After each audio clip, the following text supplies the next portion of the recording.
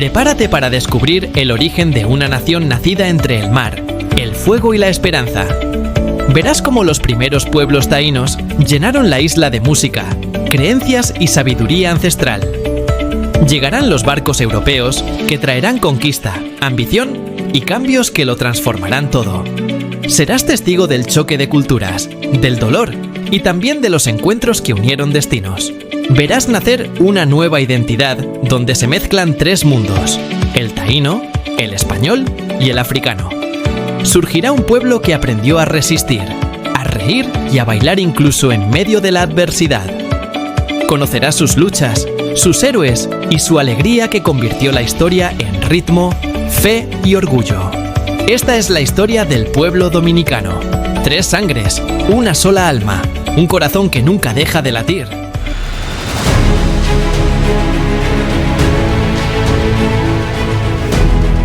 El día que Colón se perdió y cambió el mundo. ¿Sabías que todo lo que hoy conocemos como América empezó por un tipo que no tenía GPS ni idea de dónde iba? Prepárate, porque vamos a viajar más de 500 años atrás, al momento en que un tejedor genovés soñó con cruzar el mar para demostrar que la Tierra era redonda. Y terminó descubriendo medio mundo por accidente. En esta serie te contaremos la historia completa del origen del pueblo dominicano, con sus héroes, sus errores y sus momentos épicos. Habrá conquistas, traiciones, huracanes, amor, rebelión y hasta eclipses usados como truco de magia. Así que ajusta tu brújula, súbete a bordo y no parpadees. Porque esto no es solo historia, es la aventura real que cambió el planeta.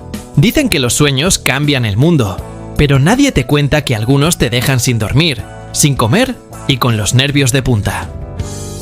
En el siglo XV, un joven genovés llamado Cristóbal Colón ya tenía claro que su vida no iba a ser coser y cantar. Hijo de un tejedor, rodeado de hilos, telares y ruido. Pero él miraba el mar como quien mira una puerta secreta. Desde chiquito, escuchaba marineros diciendo que más allá del horizonte había oro, islas mágicas y sirenas, que seguramente eran manatíes. Pero bueno, la imaginación ayuda. Colón creció con un pensamiento fijo: yo quiero ver qué hay del otro lado.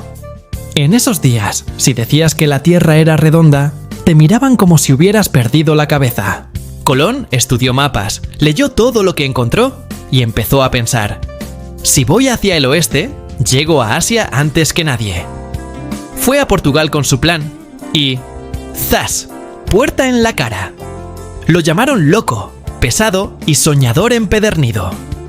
El pobre terminó durmiendo en conventos, dibujando cartas náuticas a cambio de un pan duro. Pero el hombre era terco como una mula con brújula. Cada ola que oía le decía: no te rindas, Chris, no te rindas. Finalmente llegó a Castilla, donde conoció a Fray Juan Pérez, un fraile con buen ojo para los casos imposibles. Este le presentó a la reina Isabel la Católica, la jefa de jefas. Colón, con más labia que un vendedor de sueños, prometió oro, especias y gloria eterna. Algunos cortesanos se rieron. Este genovés perdió el norte. Pero Isabel lo miró en silencio. Y algo vio. Quizás locura. Quizás destino. Y así, con las capitulaciones de Santa Fe, el tejedor de Génova se convirtió en almirante del mar Océano. Pero cuidado, no todo fue gloria. Acababa de firmar el contrato más caro de su vida. Sin saberlo, ese papel encendió una era de descubrimientos y tragedias. Mientras en el puerto de Palos se preparaban las tres naves, la Niña, la Pinta y la Santa María, Colón observaba el horizonte. Quizás pensaba: o me hago leyenda, o me hundo con estilo. Y allá se fue, con tres barcos, un sueño gigante y un océano esperando. El viejo mundo se despedía, y el nuevo apenas empezaba a despertar.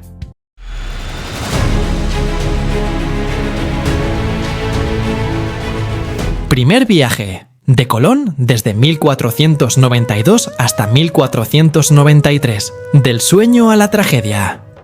Cuando el sol se alzó sobre el puerto de Palos de la Frontera, aquel 3 de agosto de 1492, el aire olía a sal, madera húmeda y promesas imposibles. En los muelles, 3 barcos se mecían lentamente: la Santa María, la Pinta y la Niña. A bordo, 90 hombres de todo tipo, campesinos, marineros, aventureros y algunos presos indultados, seguían a un genovés que decía poder llegar a las Indias navegando hacia el oeste. Cristóbal Colón, con mirada tensa, sabía que estaba a punto de jugarse la vida por un sueño que muchos llamaban locura. Durante las primeras semanas, el mar fue amable, casi cómplice. Pero pronto, el océano se volvió interminable.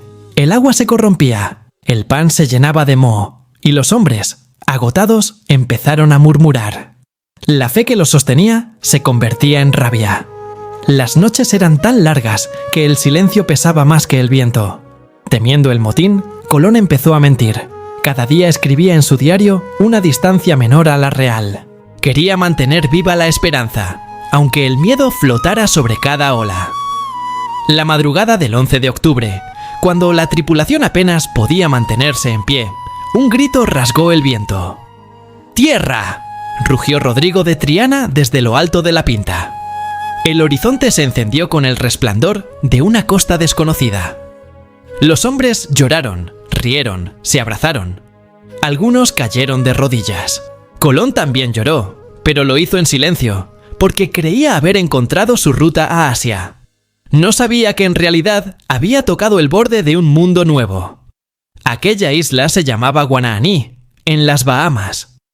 Los taínos que allí vivían observaron con curiosidad a aquellos hombres de piel pálida, cubiertos de hierro y ruido. Colón rebautizó la tierra como San Salvador, plantó la bandera de Castilla y besó el suelo, creyendo que Dios lo había escogido. Desde allí siguieron navegando por el Caribe, Santa María de la Concepción, Fernandina, Isabela, hasta llegar a Juana, que hoy conocemos como Cuba. Colón pensó que era una península asiática, pero el mar seguía mostrándole que se equivocaba. En diciembre, alcanzaron una isla enorme y fértil. La llamó La Española, la joya del Caribe. Allí, el cacique Guacanagarix, señor de la región norte, los recibió con hospitalidad. Les ofreció casabe, algodón, frutas y oro en pequeñas láminas. Los españoles, maravillados, respondieron con espejos, cuentas de vidrio y cascabeles. Nadie entendía las palabras del otro, pero se entendieron por gestos y sonrisas. En aquel instante, el destino pudo haber tomado otro rumbo. La noche del 24 de diciembre cambió todo. La Santa María encalló en un banco de arena frente a la costa. El barco se partió, quedando inutilizado. Colón, sin otra opción, ordenó usar sus restos para levantar una fortaleza de madera, el Fuerte de la Navidad. Dejó allí a 39 hombres, bajo el mando de Diego de Arana, con una orden clara: respetar a los taínos y conservar la amistad con Guacanagarix. Antes de partir, prometió regresar pronto. Pero la codicia viaja más rápido que los barcos. Los hombres de la Navidad empezaron a comportarse como amos, exigieron oro, tomaron mujeres por la fuerza y saquearon aldeas cercanas. Guacanagarix intentó detenerlos, pero sus advertencias fueron ignoradas. Las noticias llegaron hasta Caonabo, cacique de Maguana, un guerrero temido por su inteligencia y su orgullo. Convocó un consejo bajo la luz de la luna. «Si no actuamos ahora», dijo, «mañana seremos esclavos». Los jefes taínos alzaron sus manos en señal de guerra. Una madrugada, el aire de la selva se llenó de tambores y gritos. Miles de taínos, armados con lanzas de madera y piedras afiladas, rodearon el fuerte. Los españoles, medio dormidos, apenas alcanzaron a empuñar sus armas. El fuego devoró las chozas, las flechas llovían como estrellas encendidas. El humo cubrió el cielo, y cuando el sol apareció, ninguno de los 39 sobrevivía. Solo quedaron cenizas, hierro retorcido y el silencio de una tierra que había recuperado su aliento. Cuando Colón regresó un año después, en noviembre de 1493, traía 17 barcos y más de 1.200 hombres. Esperaba hallar el oro prometido y a sus compañeros esperándolo en la orilla. En su lugar, encontró ruinas y muerte. Guacanagarix lloraba, intentando explicar que él había intentado protegerlos. Colón, con la mirada endurecida, no dijo palabra. Comprendió que el sueño que lo había traído hasta allí ya estaba manchado.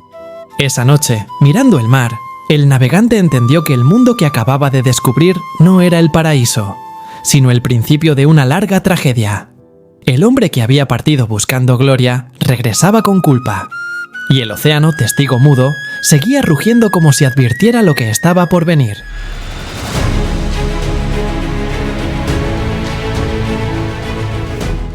Colonización y caos. Segundo viaje de Colón.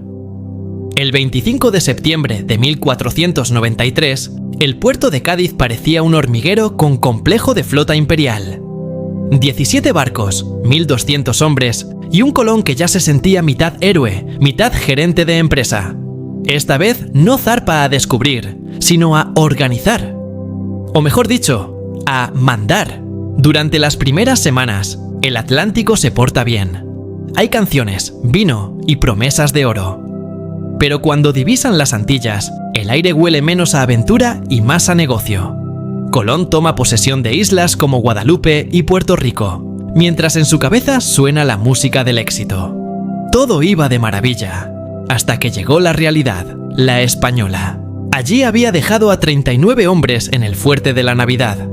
Esperaba recibirlos con abrazos y lingotes, pero lo que encuentra parece salida de una película de terror sin efectos especiales. Ruinas, huesos y silencio. Ni uno queda con vida. Guacanagarix llora, los españoles callan, y el sueño se convierte en pesadilla. Para borrar aquel desastre, Colón funda una ciudad nueva, La Isabela, en enero de 1494. Un lugar digno de Castilla. Si no fuera por el detalle de que el agua era salada, el suelo un pantano, y los mosquitos más organizados que su tripulación. En cuestión de semanas, la primera ciudad europea en América se transforma en la primera enfermería al aire libre. Los hombres se enferman, el pan se acaba y el oro no aparece. Algunos hierven cuero para comer. Otros juran que el casabe ya tiene sabor a resignación. Colón, sudando fiebre y orgullo, recibe mensajes de Castilla. Queremos oro, no excusas. Y él piensa, ¿oro? Sí, claro. Déjenme preguntarle al río si le queda algo. El oro se convierte en obsesión. Los colonos se adentran en las montañas. Los taínos, cansados de cargar sacos y soportar insultos, se niegan a seguir. Entonces llega lo inevitable. Abusos, castigos y la palabra amistad se borra del mapa. Las mujeres son tomadas por la fuerza. Los hombres, encadenados. Los niños, obligados a servir. El paraíso se convierte en un infierno con vistas al mar, pero el recuerdo del cacique Caonabo aún respira en la selva. Desde las montañas de Maguana, planea venganza. En el valle del Cibao, otro cacique, Guarionex, ve morir a su pueblo de hambre y se une a la rebelión. La isla entera tiembla. Colón responde como quien intenta apagar un volcán con una cubeta. Envía a su hermano Bartolomé y al intrépido Alonso de Ojeda con caballos, espadas y, por si faltaba algo, perros de guerra. En marzo de 1495 estalla la batalla de la Vega Real. 10.000 taínos armados con piedras y lanzas se enfrentan a 300 españoles montados a caballo. Resultado: desastre. Los caballos arrollan, los perros muerden y la pólvora hace el resto. Miles de taínos caen. Caonabo es capturado con engaños. Le dicen que va a firmar la paz y termina esposado. Y enviado a España. No llega. Muere en el viaje. Colón lo anota como éxito diplomático. En realidad, era el principio del fin de toda dignidad. Después de la victoria, llega la organización. El sistema de encomiendas. Cada taíno debe entregar una cantidad de oro o alimentos a su español de turno. Si no lo hace, recibe castigo, látigo o mutilación. En pocas palabras, si no sangras oro, sangras tú. La isla entera se hunde en el hambre. Las enfermedades brotan y los pueblos desaparecen. Se calcula que en solo 3 años murió más de la mitad de la población taína, no solo por la espada, sino por el agotamiento, la viruela y la tristeza. Mientras tanto, los colonos, decepcionados por no nadar en oro como les prometieron, comienzan a culpar a Colón. Lo acusan de tirano, de corrupto y de quedarse con las mejores recompensas. El alcalde Francisco Roldán encabeza las quejas, enviando cartas a los reyes que suenan más a chisme de taberna que a informe oficial. Colón, enfermo y agotado, ve cómo su autoridad se desmorona. Los taínos lo odian, los españoles lo critican, y solo el mar parece seguir escuchándolo. De visionario pasa a ser villano, de héroe a problema administrativo. En 1496, con la moral por los suelos y la salud en ruinas, Colón vuelve a España. En su mente sigue viendo mapas, tesoros y reinos imaginarios. Cree que todavía puede recuperar la gloria, sin saber que lo que le espera es una cadena más pesada que todas las que mandó forjar. Así termina el segundo viaje. El viaje que cambió el sueño en colonización, la amistad en miedo y el descubrimiento en conquista. El mar, una vez más, devolvía a los hombres, pero se quedaba con sus almas.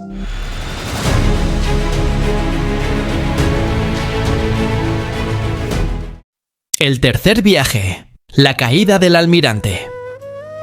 Cuando Cristóbal Colón regresó a España después del segundo viaje, no volvió como héroe triunfante, sino como un hombre agotado con la piel quemada por el sol, la barba sin ganas y un brillo en los ojos que decía: «Todavía no me rindo».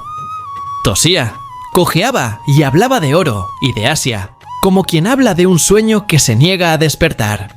Los reyes católicos lo escuchaban con esa mezcla de compasión y cansancio que se pone a un amigo insistente. Al final, dijeron algo como: «Está bien, Cristóbal, pero esta vez sin tanto presupuesto». Así, el 8 de mayo de 1498, el almirante partió desde Sanlúcar de Barrameda, con 6 barcos y unos 200 hombres. Pero aquello ya no era la gloriosa flota del primer viaje, sino una especie de versión low cost del sueño. En las bodegas había más esperanzas que víveres, y el pan duro competía con los chistes malos de los marineros. El calor en alta mar era tan sofocante que los mástiles crujían como si también sudaran. El agua se acababa, los hombres rezaban y Colón, con su eterna fe y su cuaderno empapado, anotaba cada corriente, cada nube y cada idea descabellada. En voz baja murmuraba: «Si el viento no me lleva a Asia, al menos me llevará a la historia». El 31 de julio divisó una tierra nueva, la isla de Trinidad. El aire olía a selva y humedad, y los pájaros cantaban como si anunciaran algo grande. Luego, al ver una corriente enorme, el Orinoco, Colón quedó boquiabierto. Aquello no podía venir de una isla. En su diario escribió, con letra temblorosa: «Una tierra grandísima y desconocida para todos los hombres». Sin saberlo, había visto por primera vez un continente, pero él seguía convencido de estar en los alrededores del paraíso terrenal. Continuó hasta la Española, buscando descanso, pero encontró un infierno. Los colonos discutían, las minas estaban vacías, los cultivos secos y los taínos esclavizados. Bartolomé y Diego Colón, sus hermanos, gobernaban la isla con mano tan dura que ni el yunque la aguantaba. «Orden», decían ellos. «Tiranía», gritaban los demás. Los colonos, hartos de promesas de oro que nunca veían, enviaron cartas furiosas a Castilla. «El almirante es cruel, es codicioso, hasta los cocos lo odian». Y aunque algunas exageraban, el rumor llegó alto y claro a los oídos de la corte. En el año 1500, los reyes decidieron enviar a Francisco de Bobadilla, caballero de la Orden de Calatrava, con una misión sencilla: poner orden. Y si era necesario, ponerle esposas al que lo mereciera. Cuando Bobadilla llegó a Santo Domingo, la escena parecía sacada de una tragedia. Presos amontonados, cadáveres colgando, colonos enfrentados. Sin dudar, ordenó liberar a los prisioneros y arrestar a los Colón. Primero Bartolomé, luego Diego, y por último, el mismísimo Cristóbal. El día de su captura, el sol caía implacable. Colón, encadenado, bajó la cabeza sin decir palabra. Los marineros miraban en silencio al hombre que había abierto el mundo, y ahora no podía abrir ni sus propias manos. Cuando le ofrecieron quitarle las cadenas, respondió con voz firme: «No, quiero llevarlas conmigo. Son mis títulos de honor. Nadie se rió, pero todos lo recordaron. El viaje de regreso a España fue lento y silencioso. Las olas golpeaban el casco como si también lo juzgaran. Algunos marineros susurraban: «Llevamos preso al que nos trajo el mundo». En Cádiz, la noticia corrió como pólvora. El almirante del mar Océano llegaba prisionero.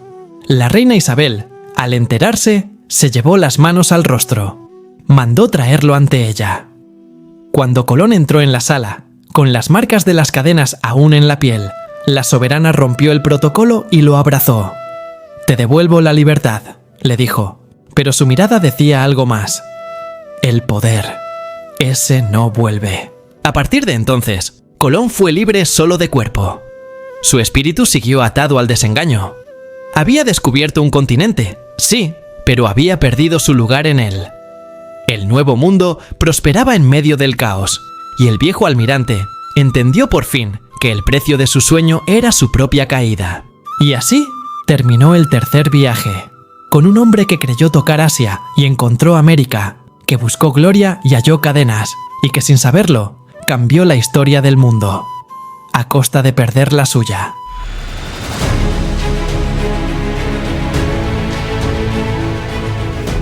El elegido Obando, el hombre de hierro y sangre indígena. El mundo había cambiado. Colón, libre pero derrotado, escribía cartas que nadie leía y soñaba con mapas que ya nadie quería financiar. Mientras él se perdía entre recuerdos, los reyes católicos decidieron poner orden en las Indias. Y cuando un reino dice eso, casi siempre significa enviar a alguien con una espada más grande. El elegido fue Nicolás de Obando, caballero de la Orden de Alcántara, rostro de piedra y voz de misa. En febrero de 1502, Obando zarpó de Sevilla con la mayor flota que el Atlántico hubiera visto. 32 naves, 2.500 hombres, mujeres, caballos, sacerdotes y, por supuesto, ambición para repartir. Bajo las velas ondeaban promesas de justicia. En las bodegas dormían cañones y cadenas. Cuando la flota se acercaba a la española, el cielo decidió dar la bienvenida a su manera. Un huracán monumental que hizo crujir el mar como si rugiera un dios furioso.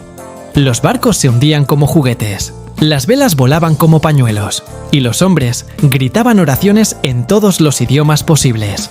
El destino, con su ironía habitual, salvó justo el barco de Obando y hundió el de Francisco de Bobadilla, aquel que había enviado a Colón encadenado.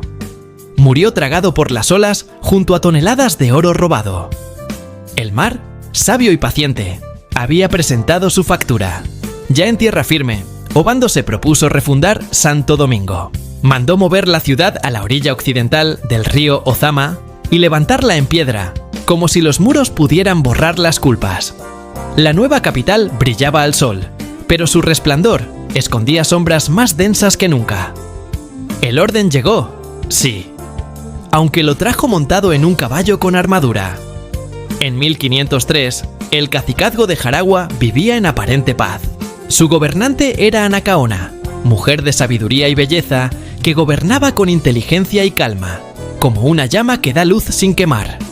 Cuando supo que el nuevo gobernador quería visitarla, lo recibió con hospitalidad taína. Música, frutas, flores y danzas. Aquella fiesta fue un arco iris en mitad del trópico. Los tambores sonaban, los cánticos subían al cielo, los niños corrían entre los invitados. Anacaona sonreía, creyendo ver en los españoles aliados y no verdugos.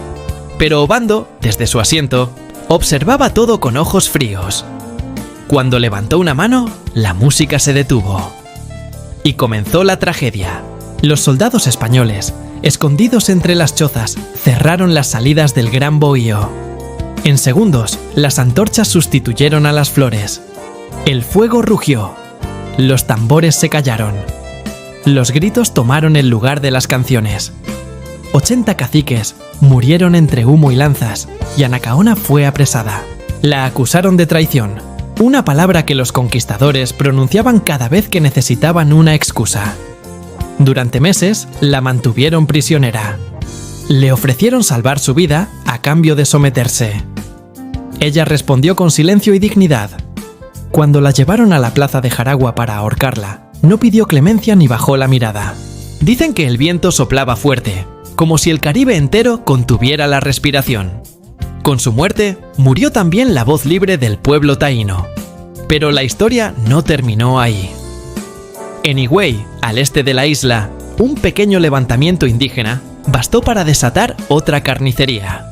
Obando envió soldados con perros de guerra que despedazaban cuerpos como si fueran presas de caza.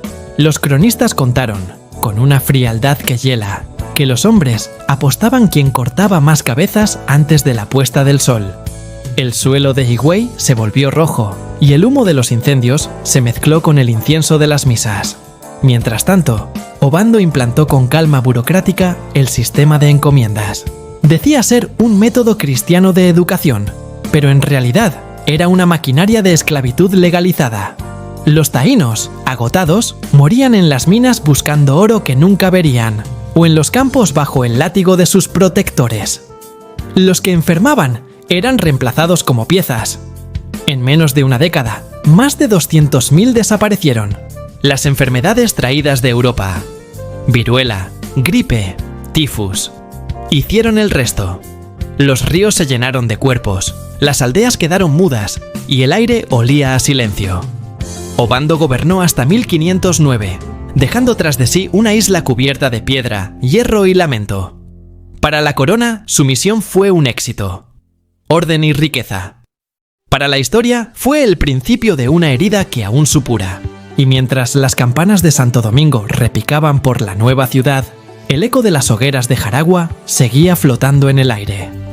En algún lugar del mar, Cristóbal Colón envejecía sin saber que el mundo que descubrió ya se cubría con sombras de hierro y de sangre.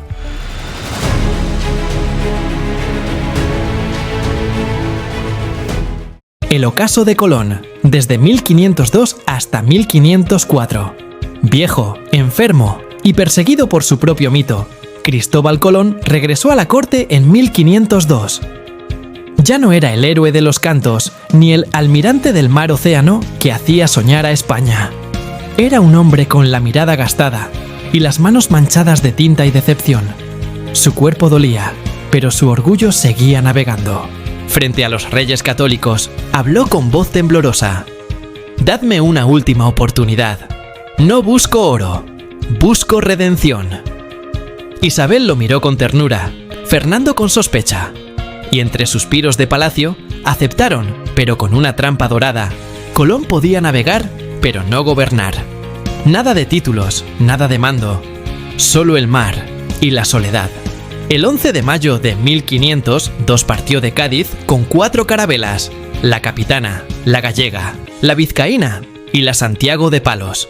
En total, 150 hombres, y ninguna certeza. Ya no eran los aventureros entusiastas del primer viaje, sino un puñado de marineros curtidos, medio creyentes, medio cansados. Colón, con sus más de 50 años, artritis y fiebres, caminaba apoyado en un bastón, pero su mente seguía ardiendo como el sol del trópico. Zarparon entre rezos y mosquitos, y pronto el océano demostró que ya no obedecía a su viejo capitán. Tormentas, vientos cruzados y marineros que murmuraban que Dios se había cansado de seguirlo. Aún así, el almirante sonreía entre las olas y decía: «Si el cielo quiere probarme, que lo intente». Cuando intentó desembarcar en la Española para reparar las naves, Nicolás de Obando, el nuevo gobernador, temeroso de su sombra, le cerró las puertas. Colón suplicó abrigo, porque un huracán se avecinaba. Obando se negó.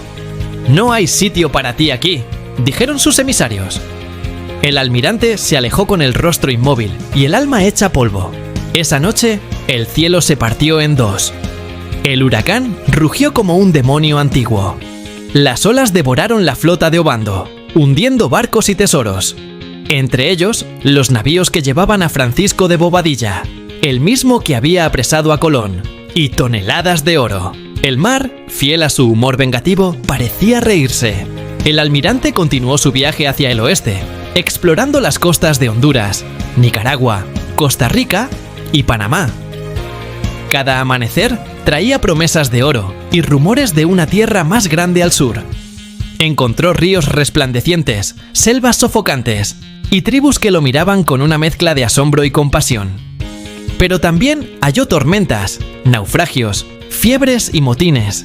El mar lo castigaba, la selva lo devoraba y los hombres lo abandonaban. La madera de las carabelas se pudría, los clavos se soltaban y la comida, bueno, la comida ya solo era un recuerdo. Colón escribía en su diario con tinta mezclada con lágrimas y sal. Estoy rodeado de traidores y de mosquitos, y no sé cuál pica peor. En junio de 1503, 2 de sus barcos encallaron en la costa norte de Jamaica. Aislados, construyeron chozas con los restos de las naves y esperaron auxilio. Diego Méndez y Bartolomé, sus hombres más valientes, se ofrecieron a cruzar el mar en canoa para pedir ayuda a Obando. 700 kilómetros de agua abierta. Una locura. Pero partieron. Y Colón, al verlos alejarse, dijo: a veces, la esperanza se monta en un pedazo de madera y rema. Los meses pasaron. Ninguna vela apareció en el horizonte. Los marineros famélicos comenzaron a rebelarse. Algunos huyeron con los nativos, otros planearon matar al viejo almirante. Y los taínos, cansados de alimentar a los hombres del mar, se negaron a seguir ayudando. Entonces, Colón hizo lo que mejor sabía: improvisar con genialidad. Recordó que se aproximaba un eclipse lunar el 29 de febrero de 1504.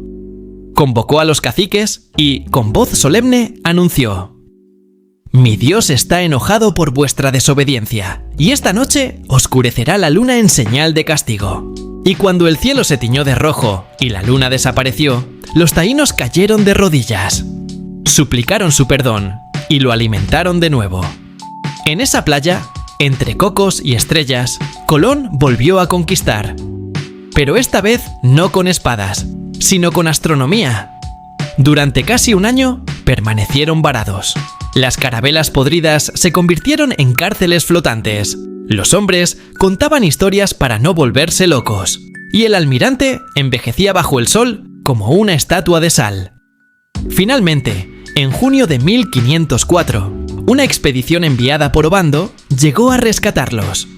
Colón, demacrado, cojo y cubierto de llagas, subió a bordo apoyado en su hijo Diego. Dicen que al mirar por última vez las costas del Caribe, murmuró: aquí quedó mi sueño.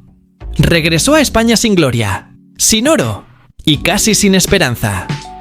Pasó sus últimos años en Valladolid, escribiendo cartas que nadie respondía, planeando un quinto viaje que nunca llegó.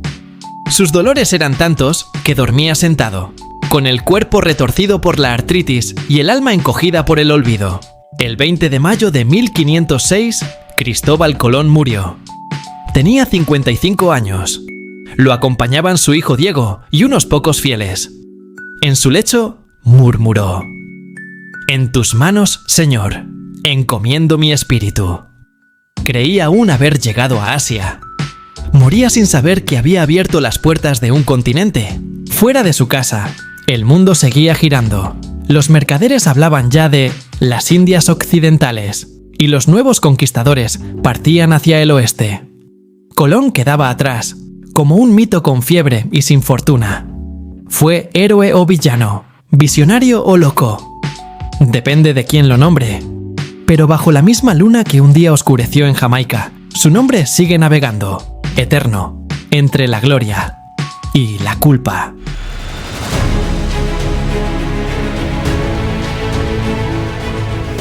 Bartolomé de las Casas, la voz de la conciencia. Cuando Bartolomé de las Casas llegó al Nuevo Mundo en 1493, era poco más que un joven con sotana limpia y sueños relucientes. Viajaba en el segundo viaje de Cristóbal Colón, acompañando a su padre, Pedro de las Casas, un comerciante sevillano convencido de que América era básicamente una mina de oro, con palmeras. Bartolomé, formado en leyes y teología en Salamanca, veía la colonización como una especie de misión divina con beneficios incluidos. Pensaba que Dios y el rey iban de la mano y que ambos pagaban bien. Pero el paraíso pronto mostró su factura. En 1502, cuando Nicolás de Obando llegó con su flota de lujo, Bartolomé se estableció en La Española. Le dieron una encomienda, es decir, un grupo de indígenas para trabajar sus tierras. En ese momento lo tomó como un honor. No sabía que era en realidad una cadena dorada. Durante meses vio cómo las minas se tragaban hombres, las aldeas ardían y las campanas de misa sonaban al mismo ritmo que los látigos. En Jaragua y en Higüey presenció el infierno con uniforme español, perros cazando personas, sacerdotes bendiciendo espadas, mujeres huyendo con niños que no llegarían lejos.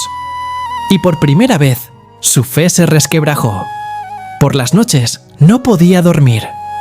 Tenía más pesadillas que rezos. ¿Cómo podía servir a Dios viendo tanto horror? En 1510, los dominicos lanzaron desde el púlpito el sermón más explosivo del siglo. ¿Con qué derecho esclavizan a estos hombres? ¿Acaso no tienen alma? El público se quedó helado. Bartolomé también. Esa homilía le estalló en el pecho como un cañonazo moral. 4 años después, en 1514, renunció públicamente a su encomienda. Reunió a sus indígenas, los miró a los ojos y los liberó. Fue el primer colono en hacerlo. Sus colegas lo miraron como si hubiera perdido la cabeza. Él respondió: «No la he perdido, la he usado». Dejó atrás tierras, oro y amistades influyentes, esas que sonríen mientras cuentan tus monedas. Y se dedicó a defender a los pueblos originarios, convirtiéndose en el hombre más incómodo del Caribe. Viajó a España, habló ante la corte y ante el mismísimo rey Fernando el Católico, denunciando abusos con tanto fervor que hasta las estatuas querían taparse los oídos. Lo llamaron traidor, exagerado, aguafiestas del imperio. Pero Bartolomé no se callaba ni debajo del agua. En 1522 ingresó en la Orden de Santo Domingo, y su voz se hizo aún más temible. Ahora hablaba con la autoridad de un fraile y la precisión de un abogado. Escribía, predicaba, discutía, y cada sermón suyo era un terremoto teológico.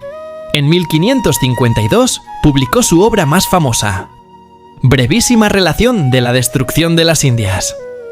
Un título corto para una lista infinita de horrores. Describió torturas, violaciones, masacres, esclavitud y pueblos enteros borrados del mapa. Los grabados que acompañaban el libro mostraban cuerpos mutilados y hogueras humanas. Europa entera se quedó sin aliento. Algunos se indignaron. Otros preguntaron si había versión ilustrada. Ante el emperador Carlos V, Bartolomé no habló de venganza, sino de justicia. Propuso prohibir la esclavitud indígena y sustituirla por trabajo libre y evangelización pacífica. Gracias a su empeño, se promulgaron las leyes de Burgos en 1512 y las leyes nuevas en 1542, las primeras que reconocían derechos a los nativos. Claro, en América pocos las cumplieron. Los encomenderos las doblaban como servilletas y seguían a lo suyo. Bartolomé ganó moralmente, pero perdió popularidad. Aún así, siguió. Recorrió medio mundo, escribió sin parar, predicó hasta quedarse sin voz. Murió en Madrid en 1566, con 82 años, casi ciego y completamente terco. Lo llamaron el apóstol de los indios, aunque algunos preferían el fraile que no dejaba comer en paz a los conquistadores. Quiso salvar un mundo que ya sangraba demasiado.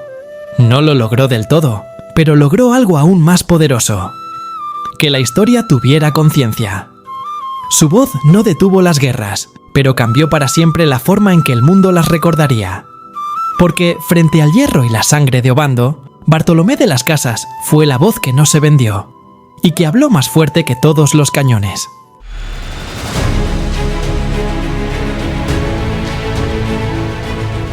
Enriquillo libertador de su raza, desde 1519 hasta 1533. Dicen que cuando la historia parecía enterrada bajo el polvo de las minas y el sudor de los esclavos, nació un muchacho con mirada de «Yo no vine a servirle café a nadie». Su nombre: Enriquillo, nieto de los legendarios Caonabo y Anacaona, o sea, sangre de reyes y rebeldes, con genética 100% incompatible con el colonialismo. Huérfano tras las matanzas de Jaragua, fue criado por frailes dominicos, que le enseñaron a leer, escribir y a santiguarse antes de comer, lo cual no evitó que terminara rodeado de conquistadores, con menos misericordia que un mosquito con hambre. Enriquillo creció convencido de que la justicia española era como el arroz con habichuelas, para todos, hasta que la probó y descubrió que a los suyos ni los invitaban al plato.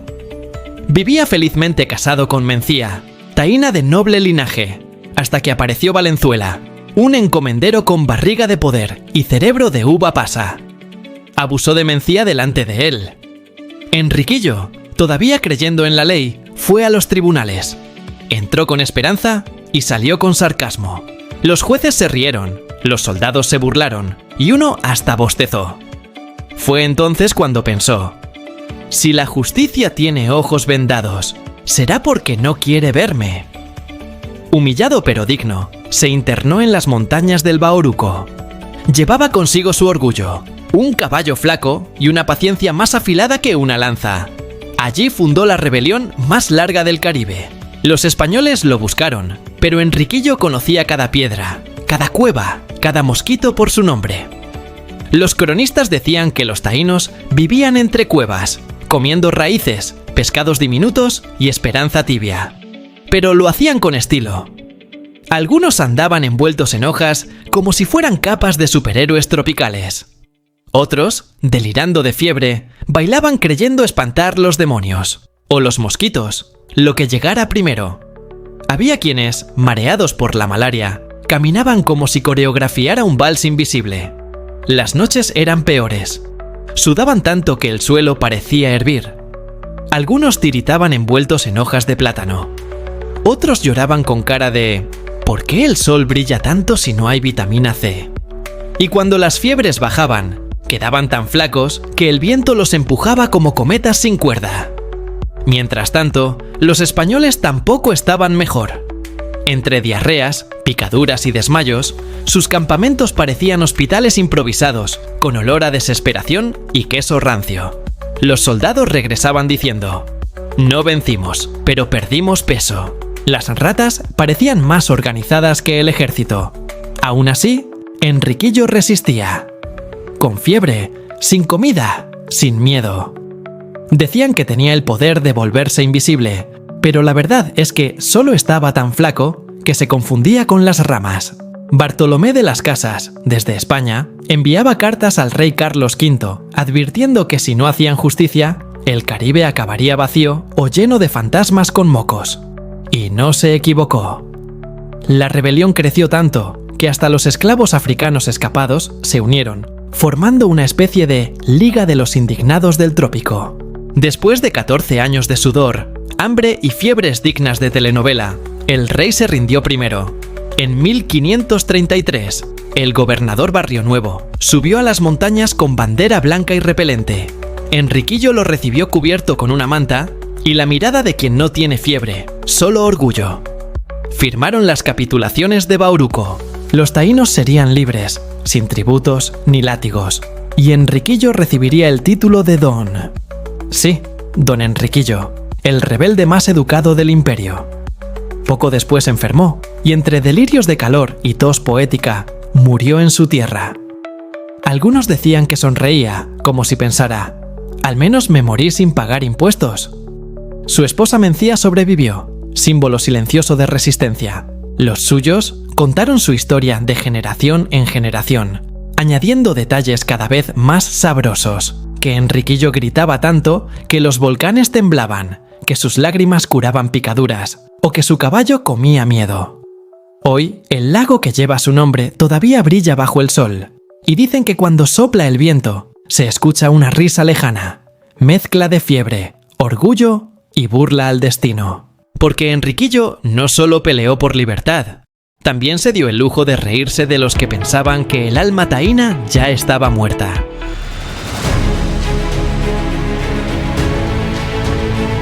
Epidemias, la gran matanza invisible. No todas las guerras se ganan con espadas, algunas se ganan con estornudos. Desde que las carabelas de Colón tocaron las costas del Caribe, la muerte ya venía escondida, en pañuelos sucios y abrazos amistosos.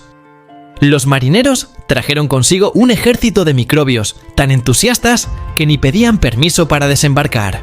Al principio fueron simples resfriados, pero para los taínos aquello era como recibir una granada biológica con moqueo incluido. Bastaba un achís español para que medio poblado entrara en cuarentena sin saber qué demonios era una cuarentena. Los cronistas escribían cosas poéticas como «caían como hojas secas». Pero, si hubiesen tenido dibujantes, los habrían mostrado tirados en hamacas, sudando, con la nariz roja, ojos saltones y caras de «¿por qué el cielo gira?». Luego, en 1508, llegó la invitada VIP, la viruela. Ampollas, fiebre y la moda del momento caminar tambaleante, mientras se quejaban como si estuvieran cantando un bolero triste. Algunos se miraban al espejo de agua y decían «¡Por los dioses! ¡Parezco una papaya hervida!».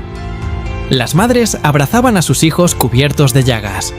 Otros lloraban con cara de emoji derretido, mientras los ríos se llenaban de cuerpos que parecían flotar haciendo coreografía de dolor. Los españoles también caían, pero resistían mejor. Decían «Solo es una fiebrecita», mientras tosen sobre todo el continente. Era el primer caso documentado de «no pasa nada, es solo una alergia» de la historia. Después llegó el sarampión. Al principio parecía leve. Un poco de tos, unas manchas. Pero en 2 días, las aldeas parecían carnavales de lunares rojos. Niños llorando, madres con cara de «me quiero reiniciar», ancianos delirando que el cielo tenía wifi de los dioses. Y por si faltaba algo, llegó el tifus con su desfile de piojos. Los taínos se rascaban tanto que parecían bailar merengue involuntario. Los españoles, con armaduras y todo, se rascaban el casco y decían «esto sí que no lo entrenaron en Sevilla». Después vino la varicela, porque al parecer la historia no conocía la palabra suficiente. Las pieles parecían mapas en relieve. Los enfermos se abanican con hojas de palma y miran al cielo con cara de «Señor, si me vas a llevar, al menos avisa con un cartel». Y como remate, la tosferina, una orquesta sin música, solo gente tosiendo al compás. Los niños se ponían rojos como tomates maduros, y los padres los abanican desesperados con cara de que ya no saben si es mejor rezar o soplar. En menos de 60 años, el Caribe perdió más del 90% de su población. Los frailes decían que el aire estaba lleno de almas subiendo al cielo. Otros bromeaban, con humor triste, que hasta los mosquitos tosían. Las aldeas quedaron vacías, y los perros, confundidos, ladraban a la nada. Para los conquistadores, aquello era voluntad divina. Para los taínos, el fin del mundo. Si hoy alguien quiere imaginarlo, piense en el coronavirus, pero sin mascarillas, sin médicos y con un cura diciéndote «reza y bebe agua bendita, quizá funcione». Los españoles veían cuerpos, los taínos veían fantasmas y el aire olía a fiebre y resignación. Los que sobrevivían andaban medio calvos, con la piel pelada, flacos como estatuas, algunos llorando con esa cara de «ya ni el espíritu me responde». Taínos temblando con ojos en espiral, españoles con narices rojas estornudando sobre mapas, frailes rezando con mascarilla de hojas y una nube de microbios riéndose como si celebraran el nuevo continente. Si la colonización hubiera ocurrido en el siglo XXI, quizá habrían traído vacunas, ibuprofeno y gel hidroalcohólico, y los virus no habrían sido los protagonistas. Pero no, en aquel entonces, el enemigo venía gratis, sin prospecto y sin cura. Las epidemias fueron la espada más silenciosa de la conquista, y cuando el viento soplaba sobre las ruinas, parecía llevar un susurro invisible, mitad lamento, mitad sarcasmo. No fue el hierro quien nos mató, fue el estornudo que trajeron.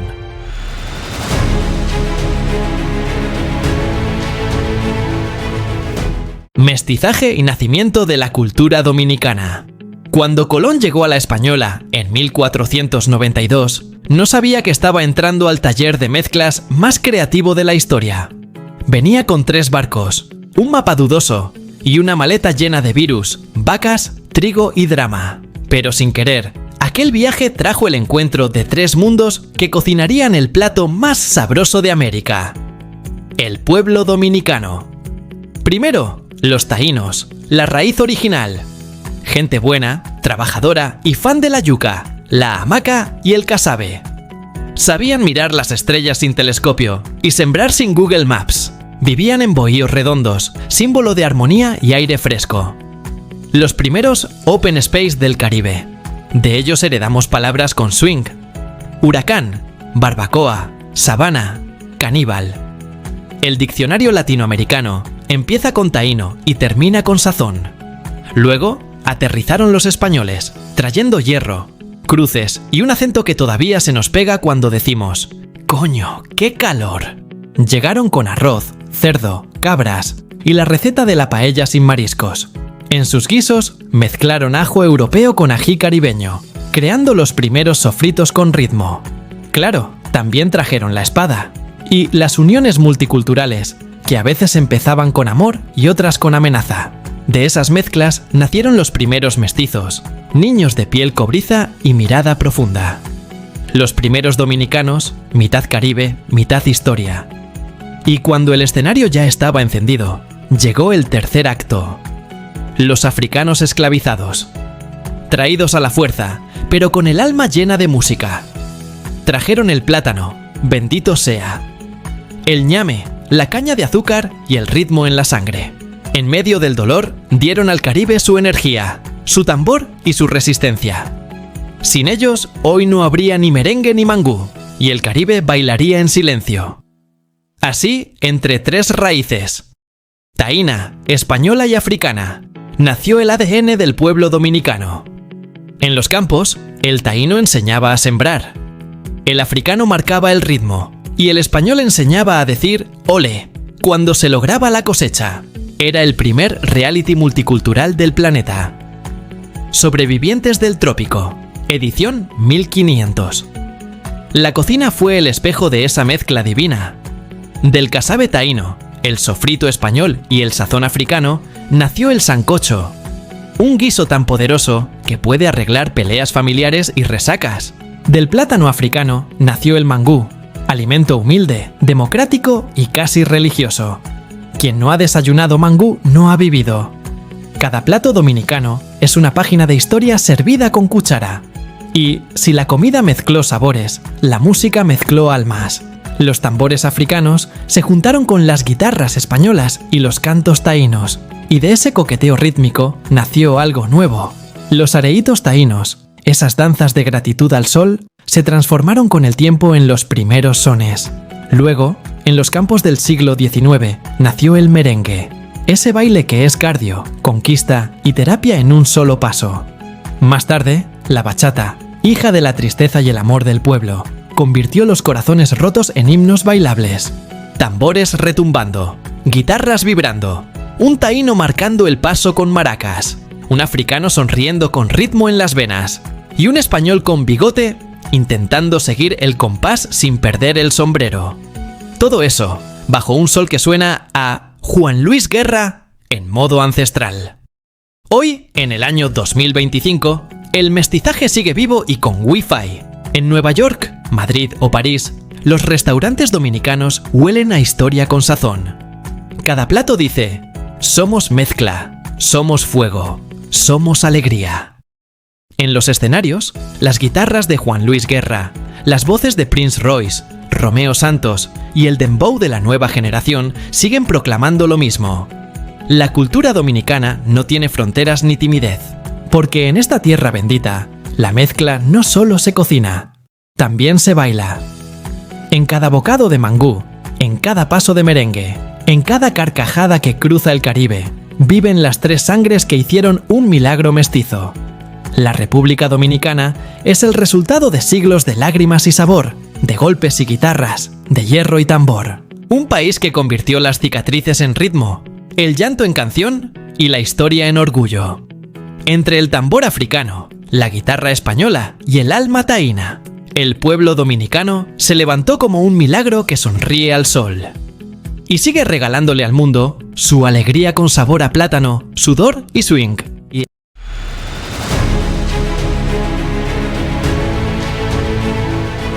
El nacimiento del dominicano, con sangre, fuego y libertad en 1844.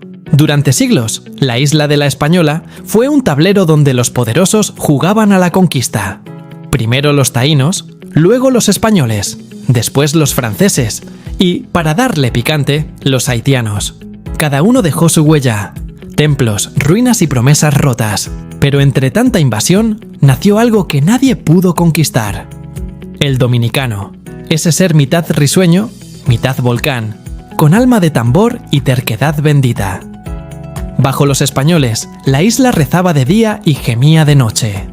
Los mestizos crecían entre misas, látigos y sueños de independencia, servidos con agua de coco. Los franceses llegaron perfumados, montaron plantaciones de azúcar y convirtieron el sudor en negocio. Hasta que en 1804, Haití, harta de cadenas, se levantó contra Napoleón y se proclamó libre. La primera república negra del mundo, nacida entre fuego y machetes. Pero el hambre de poder miró hacia el este, donde un pueblo pobre y obstinado seguía respirando entre ruinas. La parte oriental era un retrato de resistencia. Casas de palma, rostros mezclados, gente que sonreía aunque la vida supiera a sal. Los españoles la habían abandonado, los franceses la habían saqueado, y los mestizos, taínos, africanos y europeos revueltos seguían plantando esperanza como si fuera yuca. En 1822, el ejército haitiano cruzó la frontera. Prometieron igualdad, pero llegaron con decretos en creol y botas de mando. Se abolió la esclavitud, sí, pero también el idioma, las escuelas y la autonomía. Los hombres fueron reclutados, las mujeres vigiladas y las campanas calladas. Las noches de Santo Domingo olían a humo, miedo y resignación. Los balcones cerrados, las oraciones en susurros y los niños preguntando en voz baja cuándo volvería la luz. Entonces, en medio de esa oscuridad, surgió un grupo de jóvenes con mirada ardiente y el corazón en modo revolución. Juan Pablo Duarte, rostro sereno y barba bien peinada. Francisco del Rosario Sánchez, mente afilada. Ramón Matías Mella, sonrisa de pólvora y trabuco en mano. Fundaron la Trinitaria, una hermandad de sotanos, velas y juramentos susurrados, donde se mezclaban crucifijos, conspiración y olor a tabaco. Pasaron años moviéndose como sombras. Duarte escribía desde el exilio cartas con tinta y fe. Sánchez tejía la red patriótica y Mella reclutaba campesinos, zapateros y soñadores. Cada reunión era una mezcla de misa y trinchera, con café fuerte y corazones latiendo al ritmo del tambor africano que aún sonaba en la sangre. Y llegó la noche decisiva. 27 de febrero de 1844. La luna brillaba curiosa sobre Santo Domingo. Las paredes temblaban. El aire estaba cargado de pólvora y presentimiento. A medianoche, Mella levantó su trabuco, viejo, oxidado y glorioso. Apuntó al cielo y disparó. El estampido rebotó entre las calles como un merengue explosivo. Los perros ladraron, los vecinos gritaron, las ventanas se abrieron. En los balcones, mujeres con velones en las manos y lágrimas en los ojos. En las plazas, hombres descalzos ondeando banderas cosidas a toda prisa. Azul, rojo y blanco, con una cruz en el centro y una Biblia abierta, símbolo de fe y coraje. El pueblo despertó. Los haitianos fueron expulsados, no por odio, sino por el deseo ardiente de ser dueños de su destino. Así, entre humo, sudor y gritos de ¡Viva la patria!, nació la República Dominicana. No fue una independencia de escritorio, fue un parto de fuego. De ese caos mestizo surgió una nueva raza, tejida con 3 almas: la espiritualidad taína, el ritmo africano y la palabra española. 3 raíces que se abrazaron entre lágrimas, haciendo del dolor su fortaleza y del humor su escudo. Desde aquel día, el dominicano aprendió a reír en medio del desastre, a levantar su bandera incluso con el plato vacío, a bailar aunque haya apagón, a trabajar bajo el sol. Se hizo experto en sobrevivir con estilo, cabello empapado de sudor, machete al hombro, sonrisa al viento. En los campos, los campesinos celebraban la libertad con guitarras viejas y tambores hechos de barriles. Las mujeres, con pañuelos de colores, cocinaban sancocho como si fuera misa. Los niños corrían con la bandera más grande que ellos, y los viejos brindaban con ron barato, diciendo que ese trago sabía a patria. Y así nació el dominicano. Mezcla de raza y de risa, de dolor y de ritmo, de rebeldía con buen humor.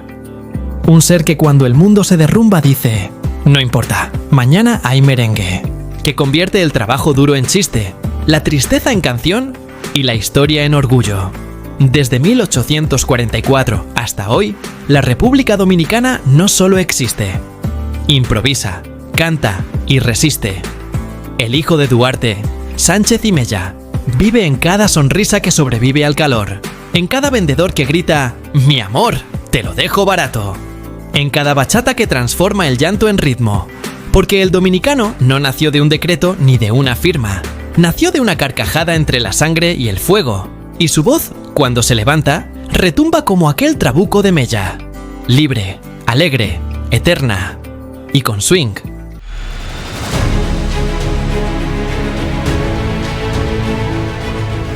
Así es el dominicano hoy. Es herencia, orgullo y paraíso.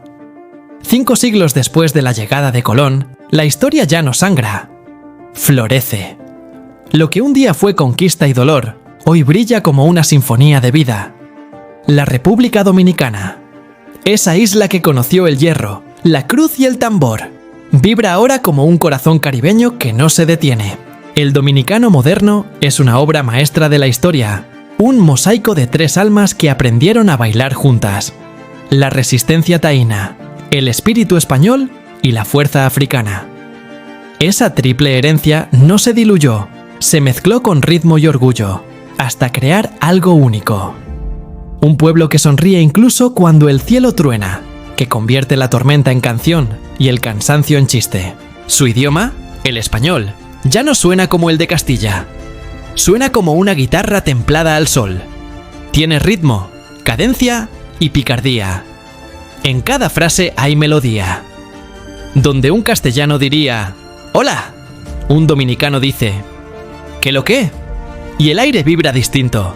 Entre sus palabras sobreviven tesoros taínos como hamaca, huracán, barbacoa, guayaba, yuca y canoa. Es un idioma que no solo se habla, se baila. La fe dominicana también tiene su propio sabor. Es católica, sí, pero con tambor y alma. En las procesiones, las abuelas caminan con velas y rosarios, mientras los jóvenes acompañan con tambores y palmas. Las calles se llenan de olor a incienso y a empanadas, de oraciones que suenan a merengue y de promesas que se cumplen bailando. Para el dominicano, rezar sin ritmo es pecado venial. En la mesa dominicana habita toda la historia del mundo. Del taíno heredó la yuca y el casabe, del español el cerdo y el arroz, del africano el plátano, el guiso y la caña. Y de su propia imaginación, la mezcla perfecta. El mangú se sienta al lado del sancocho como 2 viejos amigos. El arroz con habichuelas se abraza con el pescado frito y los tostones, mientras los jugos de chinola, tamarindo y mango pintan el vaso de colores. Comer en Dominicana no es alimentarse, es rendirle culto a la alegría. Y si la comida alimenta el cuerpo, la música alimenta el alma. El merengue corre por las venas como corriente eléctrica. Suena en los campos, en los barrios, en los colmados, donde la bocina se cae del techo y nadie la apaga. La bachata, con su tono dulce y nostálgico, es el corazón hecho guitarra. Entre acordes y lamentos, el dominicano aprendió que hasta el desamor se puede bailar. Hoy, en el 2025, sus hijos, Juan Luis Guerra, Romeo Santos, Prince Royce, Manny Cruz, llevan el alma del Caribe por el mundo, mezclando guitarras y sintetizadores, dembow y tradición. Donde suena una canción dominicana, el aire cambia de temperatura. El mundo entero escucha un pedacito de su historia hecha ritmo. Pero la República Dominicana no solo se escucha, se ve, se huele, se siente. Desde el amanecer de Punta Cana, cuando el sol se derrama sobre el mar como miel dorada, hasta el atardecer en Samaná, donde las montañas se tiñen de verde y los pescadores regresan cantando. En Puerto Plata, las olas se rompen con elegancia. Y en Jarabacoa, el aire huele a café recién colado y a tierra fértil. El país es una paleta viva. Azules que hipnotizan, verdes que acarician, ocres que arden. Los vendedores ambulantes son artistas del color. Bandejas de frutas como cuadros, mangos, piñas y papayas, que parecen soles en miniatura. En las calles, los niños juegan descalzos, los adultos discuten de política con la radio encendida, y las abuelas dirigen la orquesta del barrio con una cuchara de madera.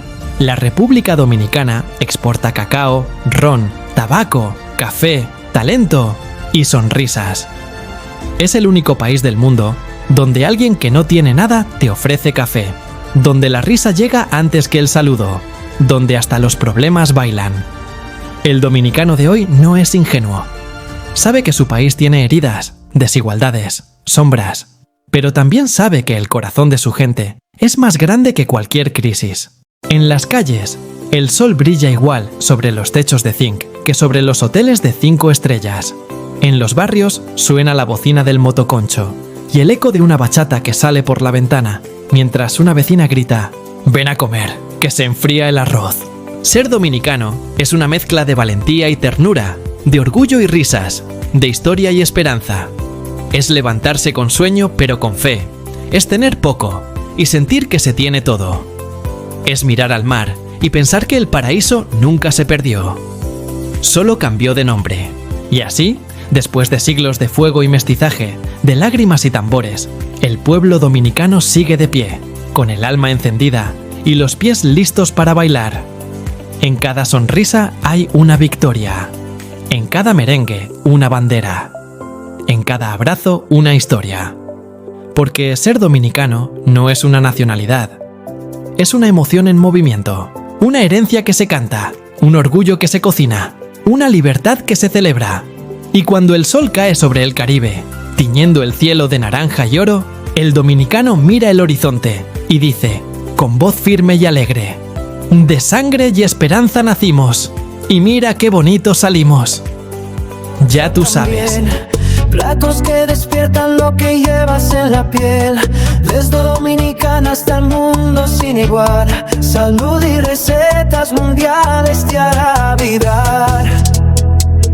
Extra viral repetido con fuerza. Suscríbete ya, no lo dejes pasar. Que sin este canal tu vida sabe mal. Con sazón, con amor, con cultura.